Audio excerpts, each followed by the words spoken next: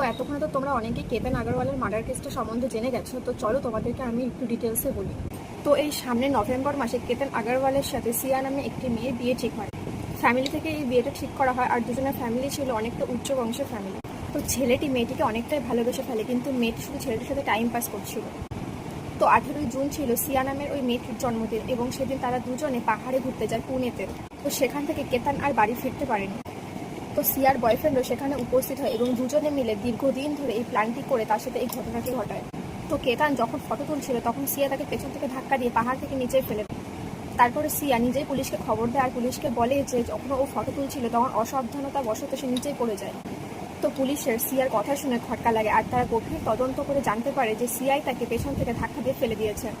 তো বর্তমানে সিয়া আর তার বয়ফ্রেন্ড দুজনেই জেলে রয়েছে। তো সমাজে একের পর এক এই মার্ডার কেস বেড়েই যাচ্ছে। যাই হোক, যারা এরকম সম্পর্কে রয়েছে তারা একটু সাবধান থেকো।